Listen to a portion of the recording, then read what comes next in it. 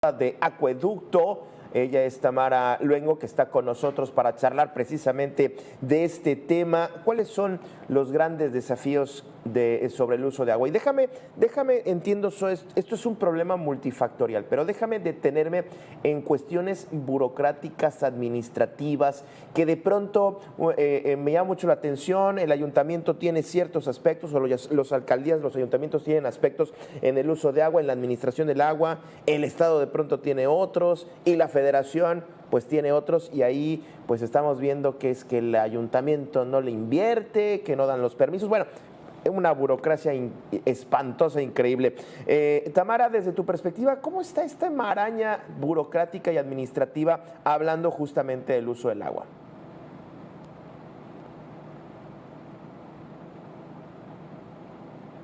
Hola Gabriel, muchísimas gracias por el espacio. Me honra mucho estar aquí platicando de este tema que es tan interesante.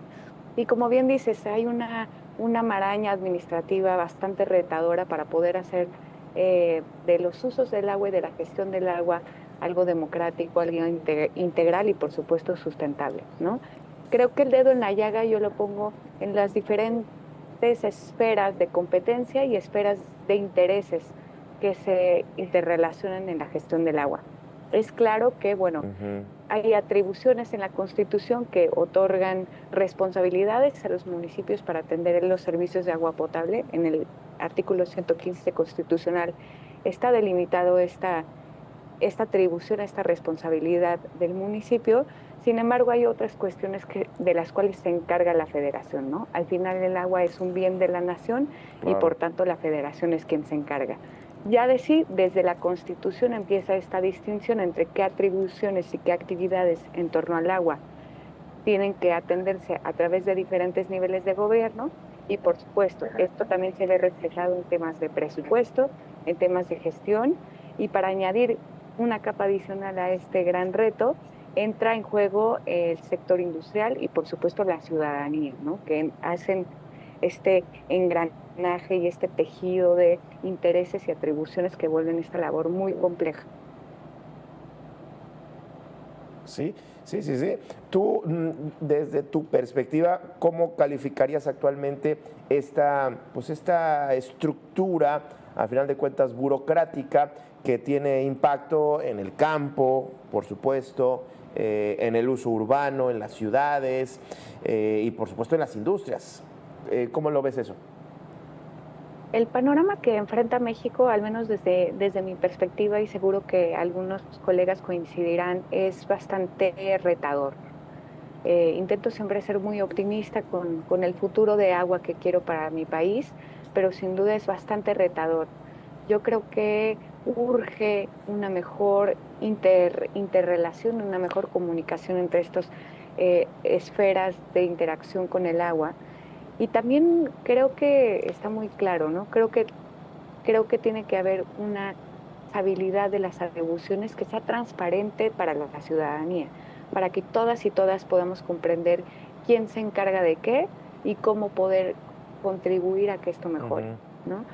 Entonces, esto ya en sí es bastante retador. Creo que en esta administración hemos visto una buena voluntad por abordar los asuntos de agua y eso, desde mi punto de vista, es algo que anteriormente no se había visto con esta fortaleza y eso alimenta el optimismo que siento, ¿no? Ujú. Pero sin duda, eh, para resolverlo yo creo que necesitamos muy buena comunicación y sobre todo mucha vigilancia, no solamente por parte de la ciudadanía, sino también Ujú. por parte de las autoridades, que todos los actores que estén con las manos en el agua sean vigilados, sean observados y, por supuesto, si hay alguna mala práctica que se tiene que eliminar de la gestión del agua, que se castigue y que se haga eh, una mejor práctica a partir de ahí. Claro. Claro, yo sumaría que se audite esto, como bien dices, esos usos. Claro. Ahora, Uno de los aspectos de los desafíos que tiene es el medio ambiente, Tamara, que ese quizás es el que menos control pueden tener las autoridades y nosotros como ciudadanía, y estamos a expensas de la naturaleza, del cambio climático y por supuesto hemos tenido años con sequía, pues que ya es muy preocupante, y sobre todo la lluvia, que es la manera de acceder al agua, de que se llenen las presas, y estamos pues viendo que esto en los años recientes hay estados de la República en donde la lluvia ha sido muy escasa o quizás nula, y las presas están en números récords con muy bajos números. Ahí no sé si las políticas públicas estén enfocadas a buscar alternativas, a racionalizar más el uso del agua, porque parecería desde mi perspectiva, quizás es muy personal, que pues seguimos como consumiendo el agua como si no se fuera a acabar, como si no fuera un recurso finito, Tamara.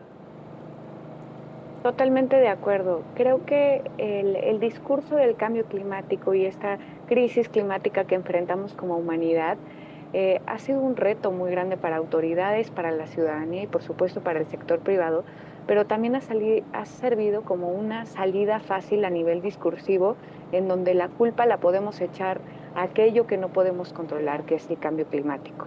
Y esto me parece muy riesgoso porque hay mucho que podemos hacer todavía.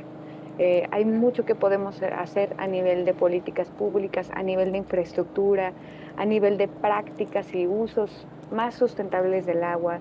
Entonces, este discurso de culpar al cambio climático creo que nos ha detenido un poco en el importante progreso que podríamos estar haciendo como humanidad para hacer frente a la crisis del agua, ¿no? Especialmente en países como México, que la heterogeneidad de nuestro país es bastante retadora, ¿no? No solamente a nivel social, pero también en temas de disponibilidad del agua, ¿no? 2/3 partes del agua de nuestro país se encuentran en una parte del territorio que es la que menos aportaciones al Producto Interno Bruto tiene. Entonces, esta heterogeneidad, pues ya de sí causa que se necesiten mejores prácticas, mejores infraestructuras, por supuesto mejores políticas públicas que nos ayuden a hacer frente a este reto, ¿no? Yo siempre digo que no es una crisis del agua, no es una crisis de recursos, es una crisis de gestión de los recursos. Y si logramos darle la vuelta a este paradigma y si logramos romper este entendimiento, creo que podemos empezar a construir un camino mucho más claro para estar mejor. Oye, ahora hablando de esto que comentabas al inicio de las esferas de intereses, bien comentabas, ha habido políticas, anuncios interesantes desde el gobierno, planes específicos para estados como el de Coahuila, que tienen que ver con el manejo del agua, algunos planes también para, digamos, contener el consumo de agua, evitar su desperdicio, sobre todo las políticas públicas enfocadas al campo por parte de la Comisión Nacional del Agua. Este gobierno ha enfocado esfuerzos interesantes, aunque no sé si tú lo consideres así, el agua esté en una agenda central. Quizás con este asunto del presidente Trump, con los tratados históricos que tiene los Estados Unidos con México, pues se pone en agenda, pero no sé si tenga que la presidenta o el gobierno federal estar hablando más, y no sé, inclusive sumarnos a nosotros como ciudadanía, que de pronto, insisto, se nos olvida que pues es un recurso que se acaba, Tamara. Claro. Totalmente. Yo en verdad creo que esta administración ha puesto el agua en el centro. Eso es algo que me alienta enormemente. Estamos empezando la administración, ¿no? Yo creo que hay un camino por recorrer, hay que ver los resultados de estas propuestas, hay que ver los resultados de estas políticas y de esta agenda. De entrada me parecen alentadores, pero justamente el centro está en cómo vemos hacer de esas políticas una realidad. Eso me parece fundamental. Tocas muy acertadamente el tema de la agricultura. Yo creo que una estrategia muy puntual, muy clara que ha puesto la Administración Federal en estos tiempos es la regulación del agua de la agricultura, ¿no? Y eso es algo que nunca antes se había atrevido a explorarse. Me parece muy acertado. El 70% del agua en México se usa para la agricultura, entonces me parece que es ese punto estratégico que tenemos que seguir tocando, que juntos y juntas tenemos que hacer frente y por supuesto, con un poco de pragmatismo, digo, hay que ver cómo se desenvuelve la administración, cómo se desenvuelven estos proyectos y ojalá que en unos años volvamos a tener esta conversación para hablar de estos casos de éxito, si bien nos va. Sí, ojalá que sí, Tamara. Muchísimas gracias, Tamara Luengo, por la charla. Seguimos, por supuesto, atentos. Y miren, antes de irnos a una pausa, quiero...